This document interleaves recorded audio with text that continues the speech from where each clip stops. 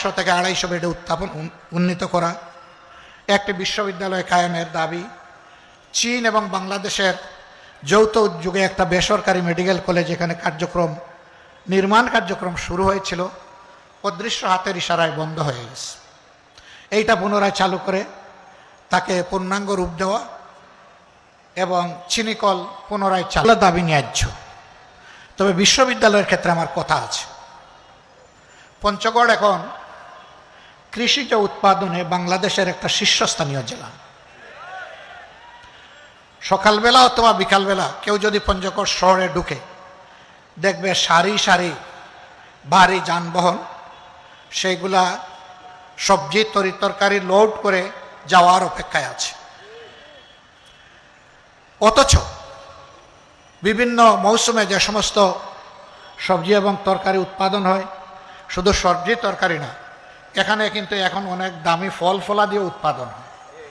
কিন্তু এগুলা সংরক্ষণের জন্য বাস্তব কোনো ব্যবস্থা নেই, সরকারি কোনো উদ্যোগ নেই। এগুলা সংরক্ষণ করলে কৃষি তার ন্যায্য পাওনাটা পেত কৃষক, আর জনগণ ন্যায্য মূল্যে এই জিনিসগুলা পেয়ে যেত সারা বছর। আমি দাবি করব এখানে একটা কৃষি বিশ্ববিদ্যালয় চালু করা হোক। পঞ্চগড়বাসীর জন্য এটি হবে সবচাইতে উপকারী। সাধারণ শিক্ষায় শিক্ষিত হয়ে বেকারের মালা গলায় নিয়ে ঘোরার চাইতে একজন কৃষিবিদ 1 সেকেন্ডের জন্য কখনো বেকার থাকে না। আমরা সেই রকম একটা শিক্ষার বন্দোবস্ত এখানে করার জন্য জোর দাবি জানাই। আমার কাছে বন্ধুরা দাবি জানিয়েছিলেন, মনে হয়েছে আমি বোধহয় সরকার চালাই না, আমিও আপনাদের মধ্যে একজন সাধারণ পাবলিক। তবে আমার একটা গলা আল্লাহ তাআলা দিয়েছে, এই জন্য যে দাবিটাকে যথার্থ মনে করি তার পক্ষে আমি চিৎকার দেওয়ার চেষ্টা করি। আপনাদের এই দাবির সাথে আমি একমত।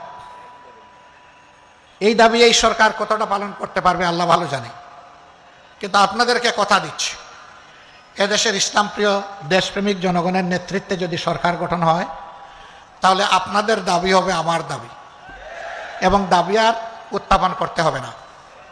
বরঞ্চ বৈষম্যহীন বাংলাদেশে যে এলাকা বঞ্চিত, সেই এলাকা সবার আগে তার পাওনা ফেরত পাবে ইনশাআল্লাহ। হিসাব কিন্তু আগে দেখা